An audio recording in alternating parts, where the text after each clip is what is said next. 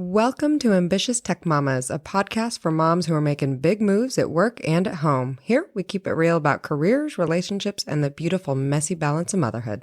This is your space to be authentic, to feel seen, and to remind yourself that grace is just as important as ambition.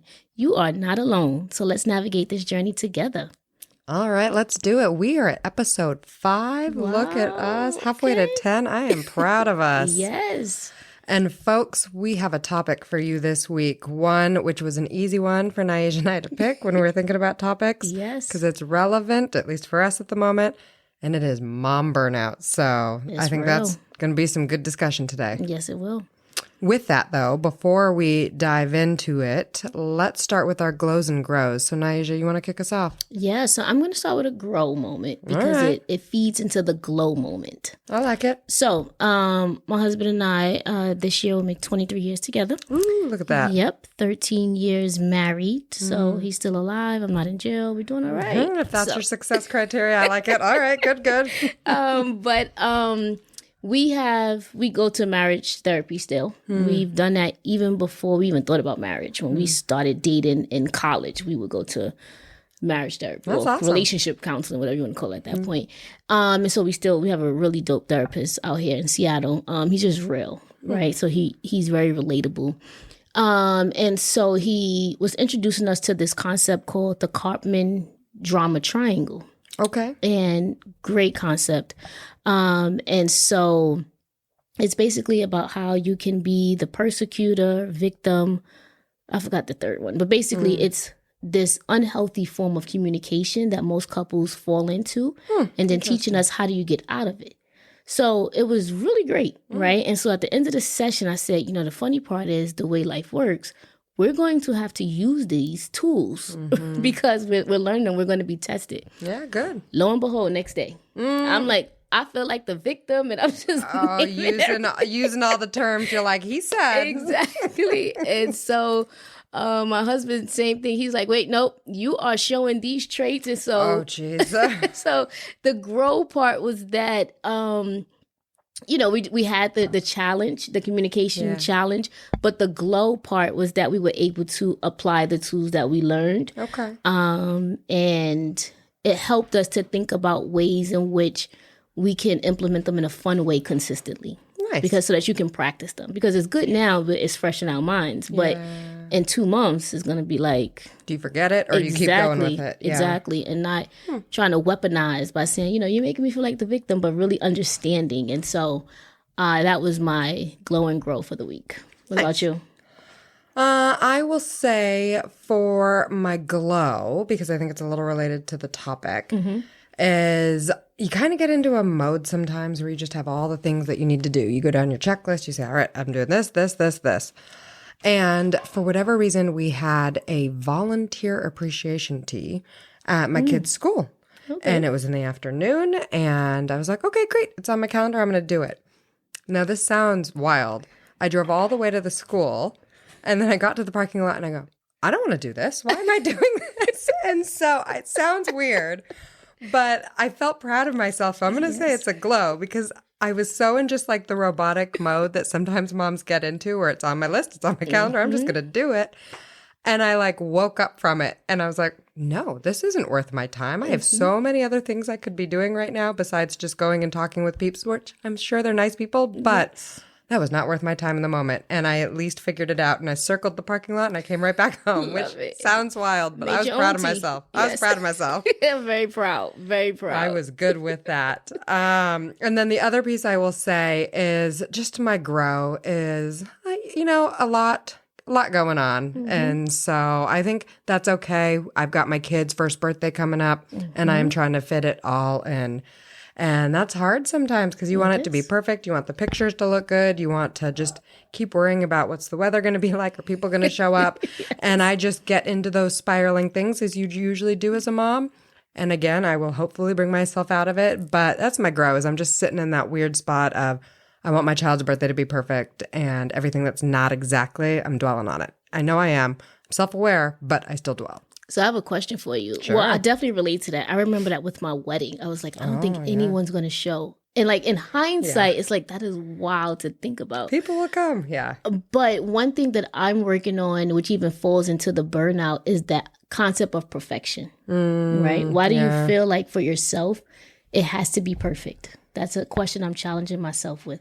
Yeah. And for me, for this scenario, because I did it with my other child that's older too, is I want it to be perfect for them. I think that's the difference, at least, is I want the pictures. I want her to look back and see, I was loved. My God, my mom did a lot for my first birthday. Man, we had ponies. Look at that, etc. And so for me, I want to create those experiences for my children. Therefore, it needs to be perfect. Now, in reality, again, I can check myself and go, she's probably going to feel loved. Yeah, she's just one. So even if I get some good pictures, like 2 or 3, she'll be fine. But I think that's the piece for me. Got it. Yeah. I think that goes to just us giving ourselves grace. Yeah. You know, because I agree. especially even at 1, you know, it's like she's going to, of course, have fun, may even be overstimulated by everything that's there. But the love I know is there, right? And I think it's going to be amazing just because you're doing it. I know. And so I want you to give yourself some grace. You know? Yeah, I will. But I'm still going to get the cookies, the cake, and the cupcakes like I told you before this. I agree. I'm with that. And you should get a macaroon too. There you go. But, you know, if the pony decides to just start defecating all over the place, hey, that's just it's the experience. Yeah, there you go. There you go. It'll be fine. Although the pony people still haven't called me back. So hopefully we'll see what happens. Let me know if we got to call the manager. Exactly. You are good at that. I might take you up on that.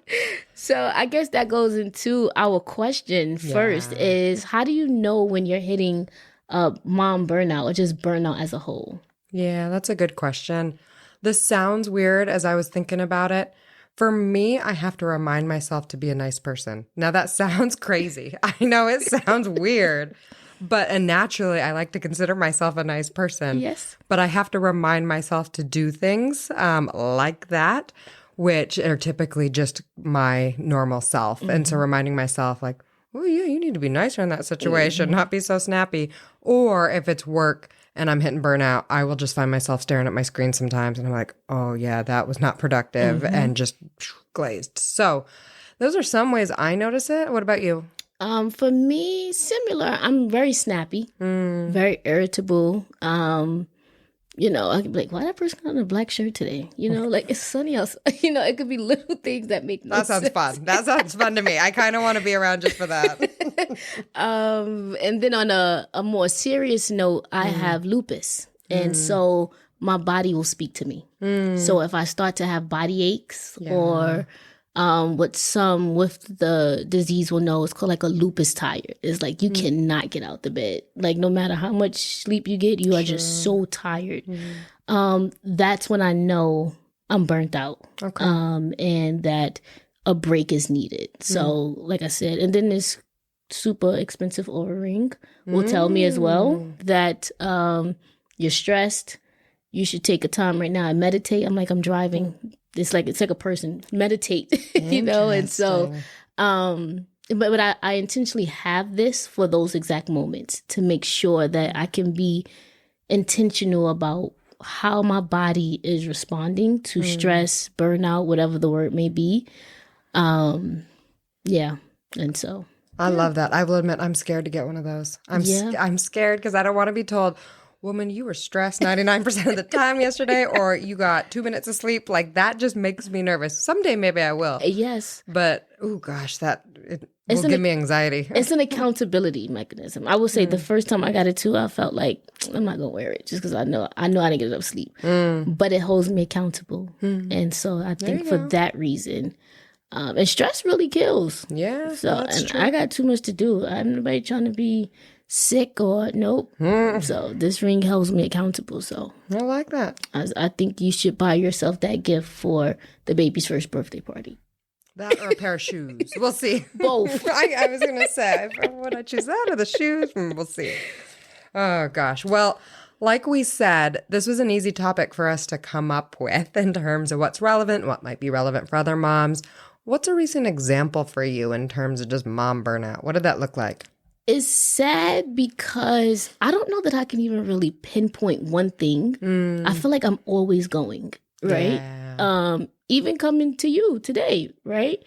I'm like, I said 3:15, and I made a goal for myself on Monday. I'm going to be on time to everything this week. I know. Then I looked at the time. I was like, 3:20, 3:25. Ooh, where are we? And I've been late to everything. Goals are a first start, so that's good. Even to bed, I've been late. But one thing that stands out is that I went to pick up my daughter from school after school. And one of the teachers said, hey, how you doing? I was like, I am tired. He was like, I hear you say that a lot. And I was like, I don't know if I should be offended. And I don't know if I should take that as like an alert, like, you know. But I remember also an old manager I had, super dope. And he was like, be mindful of your words. You say I'm tired a lot. I think it's just like a habit. Even if I'm not tired, I just think mentally I may be tired just from juggling so much. Yeah. But when he said it yesterday, I've been like really sitting on it. And he's the nicest person ever. So I know there was no good intention. Yeah, it was definitely good intentions. Good. But it was still like, I need to check my words. I mean, legit, I am tired. And I was tired then. Sure. But two, it's just like you don't also want that perception on you as well. Like you're always tired. And so I'm going to start thinking about and be a little more intentional about my words. But if I'm tired, you're going to know. So. Yeah. That's really reflective of you as well. I love when somebody holds that mirror right to your face. Those are good moments. And sometimes I'm like, it's okay. Just turn the mirror a little bit. I'm good, you know. But you need those moments. Hence the ring. So. Or you can get yourself a Gen Z. I'm just saying, like, I'm Gen Z that works for you, and they just hold that mirror all the time. No, then we're going to be irritable. We ain't going to deal with them. So she knows who she is if she watches this. But anyways, like I said, it's good when people hold that mirror to your face. What about you? Yeah, I was thinking about this, and I will say I've had a lot going on just in life, like we talked about birthdays, all that stuff, and a lot at work. And you don't always get along with everybody. You don't always have everybody love you. I've made peace with that. Trust. I try to actually teach my daughters that as well. It's okay to not be liked by all. Yep. And I had a day where I just had some rough encounters. And usually I have grown my thick skin. I have people I mentor. I'm like, ooh, you just got to go in. You got to have your armor.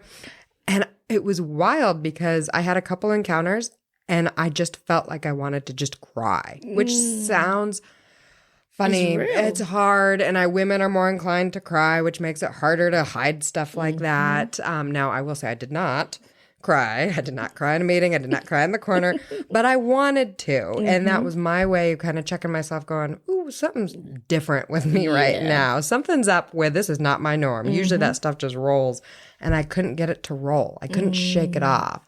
And so I think that's part of just too much going on, burnout, all the things. So I felt it. Oh, that's good. But I mean, at least you had the awareness. I think that's it. And it's okay to cry. Sometimes we need that good cry to like, whew, not in a meeting with 15 other people, though. No, probably not then. No. Those are not the times to cry. You suck it up if you're going to cry in those. So in that, though, so what is your mechanism for resetting? Yeah, in that moment, I try to compartmentalize. I'm pretty good at compartmentalizing, at least in a workspace. I've had managers that have told me that, like, geez, you could have the hardest conversation in the world and then you'd suck it up and go present to 1 million people. That's one piece. The other piece that I was actually telling my husband, which relates to what I said in terms I went back to the school for the tea and worked right back around, is I've been trying to frame it in the sense of what brings me joy. There are certain things that are just not going to bring me joy, but it's required. I have to do it. It's part of life. But for things that are not required, really like putting my mindset on what brings me joy. If it's a no, just don't do it. And then that starts helping eliminate some of that waste out of your life. And so I'm trying to really critically think about that lately.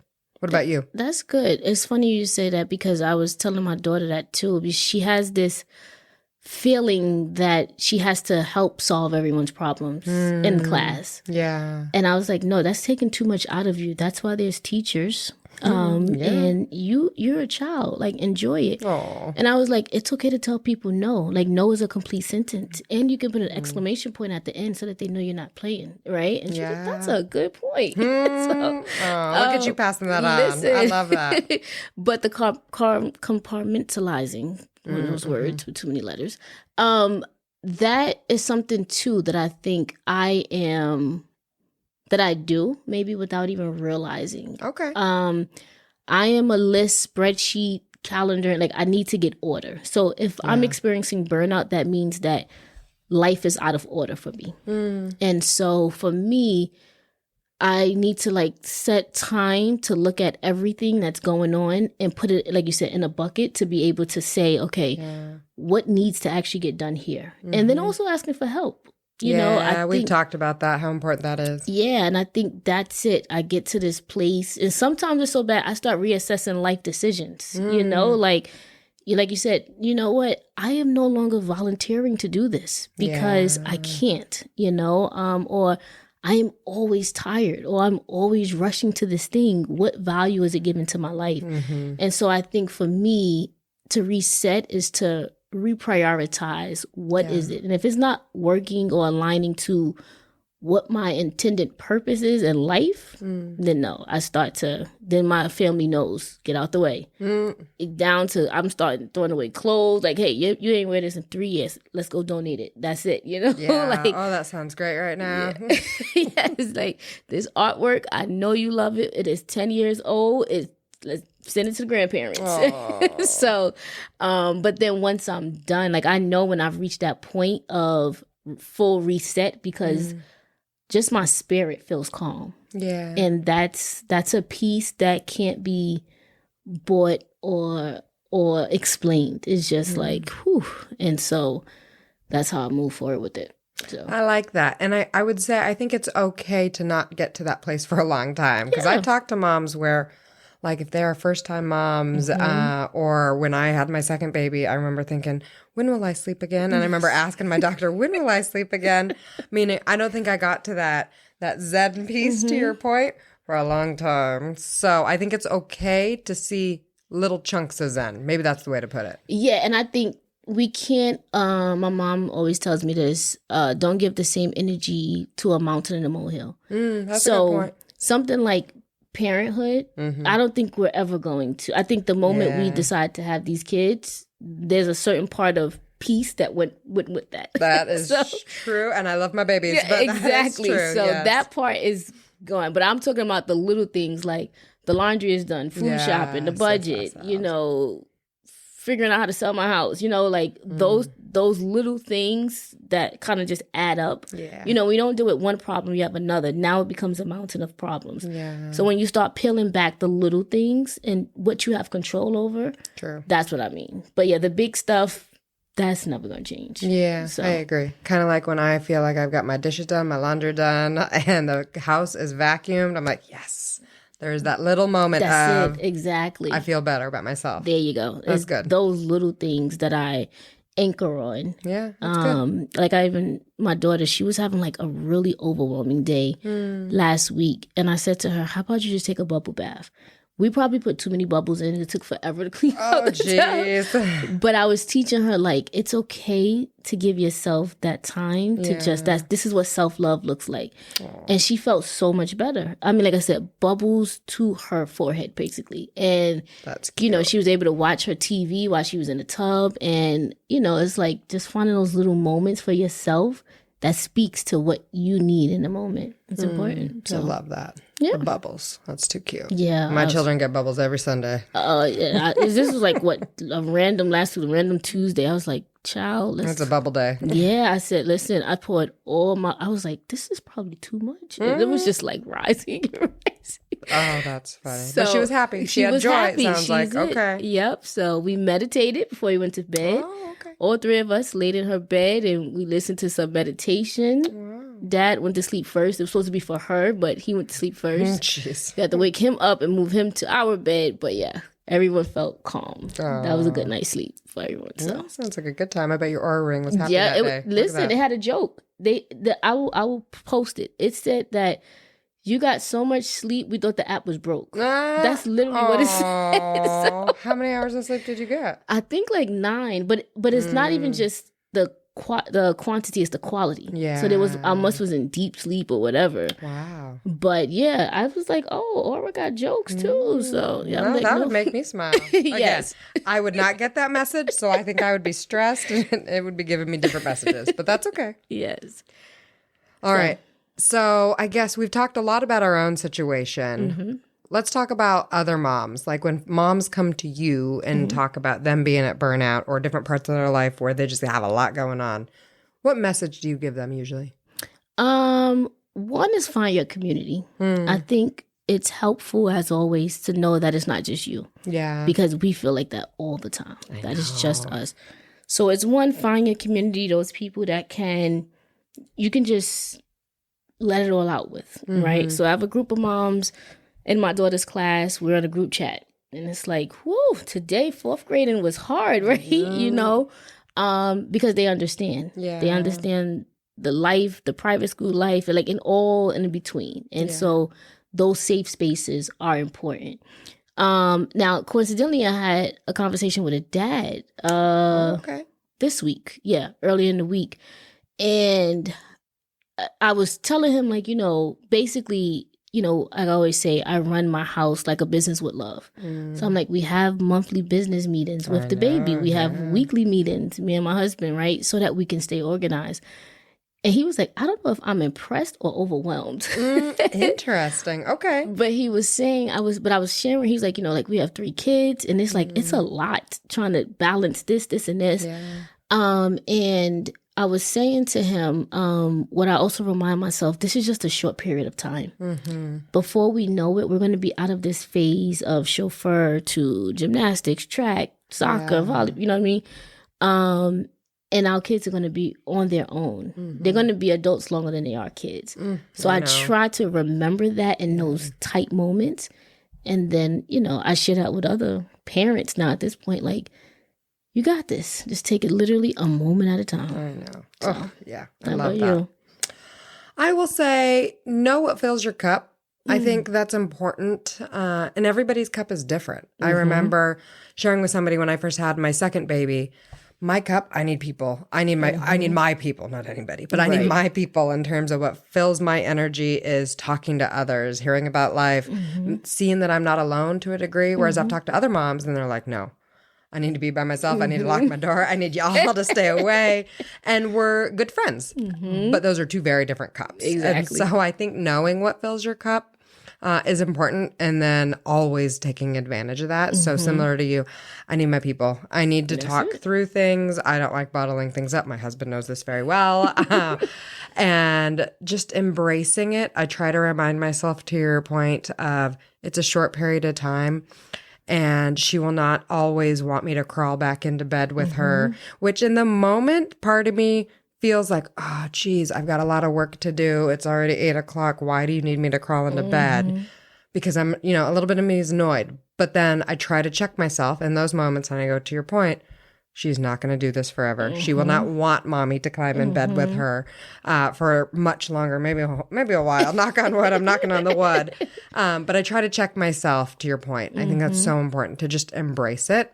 Embrace the chaos, embrace all the things that come with it. Even if you tend to feel like you're annoyed, it's not going to last forever. And every ounce of it, you just need to embrace. That's it. I love it. All right. Well, I put in a standing topic of this or that mom's edition. Okay. And it's similar to something that I just talked about. Look at that connection. This or that, an earlier bedtime for your child or an earlier bedtime for you? I'm going to put you on the spot. This will be fun. It depends. Okay. It depends. You're going to cheat? That's okay. Yes, I'm going to cheat. That's okay. On average, I'm going to say the kid, because then it gives me time to have my own time with my husband. Yeah. And then there's those times when I'm tired and I'm like, as long as everyone's still breathing, I'm going to bed. Like, listen, I just need y'all to be alive, healthy, safe. Stay in the house. Yep. And that's it. And I'm going to bed. So it depends on what phase of life we're in on that day. Because, it's day by day. But on average, I'm trying to get her to bed on time so that she's refreshed, energized, and can be her best self the next day. Okay. That's fair. What about you? Based on what you just said, I'm going to rephrase my answer a certain way. If my child goes to bed on time, so let's make that assumption first. She's going to bed on time. And what's on time? What time is bedtime? For the older one, like 7:30. For the baby, like 7. Okay. You judging me? That's impressive. Oh, okay. My child is... She's 6. Well, okay, I mean, she's 10. So we have 8:30. Okay. With a 10 o'clock. Oh, jeez. That's like my bedtime. Yeah, that was my bedtime till I realized that's not feasible. Because I have to catch TV. So I know this about you. Yes, so, I'm aware about. But yeah, 8:30. But no, you finish. Okay, yeah, maybe we're just different, and that's okay. Look at us. So yes, if the children are in bed by their times, 7:30 respectively, I love that time. Okay. I will say, because then I catch up on work. That's when I do my TV, etc. To your point, I think it's important. Wind down's important. Yes. But if I didn't have those things to do, I would love to just go to bed early, knowing that it wouldn't screw up my schedule. I think I'm more sensitive on sleep than you are. We've already talked about this. Yes. Knowing that it wouldn't screw up my schedule and that I would wake up at my normal time, that would make me happy. Okay, cool. Yeah, I need that alone time. And like I said, being intentional to have time with my husband and hear about his day and all that. So it's like making sure that you can spread it out across the board. So yeah, and that's good time at night to do that. We put on our TV, we sit on the couch, catch up on work, but we're together. So that is important time, I feel like, for couples, especially with young kids. And I was born at 11 p.m. So I was destined to be up late. From the beginning. Sure. That's how I look at it. So that's what it is for me. So that's funny. Nobody will catch me up unless I'm doing something fun. But on a normal weeknight, I'm in bed by 10. No. Savannah and I are going to bed at the same time. Go. Yep. All right. Well, that's our episode. I think it was a good one. Topical. Should we go ahead and wind us out? Yeah. So I want to highlight a business this time. Okay. Not necessarily a business. I have a friend. Her name is Amanda Lagaddis. We've been friends since maybe junior high school. Oh, fun. We grew up in New York City. Okay. So we understand that city life really well. Yeah. She is a single mom. Her daughter actually is going to be 21 this weekend, and I'm like having a hard time with that. Yeah, that's old. That is like, I remember when she was born. Oh. But my friend wrote a book. Okay. Called Laughing Through My Journey. Oh. It's an amazing book, but it's about her journey in motherhood. Oh, nice. And we've spoken about this book for years. And so to finally see it come to fruition. That's awesome. I'm really proud and excited for her. So I just want to give a shout out and highlight that. We will post the book. And for the first 3 people to send us a message, we will gift you a copy of the book for you to indulge in it and relate to it yourselves. So I love that. We look forward to you laughing through the journey as well, because you are not alone. Yeah, I love that. And with that? So I want you all to have a great rest of the day. Know that you are amazing. You are worthy of every great thing. Burnout is real, but also recovery. So love yourself, and we look to see you again. Awesome. And keep showing up, laughing through the chaos, giving yourself the grace you deserve. You got this, Mama.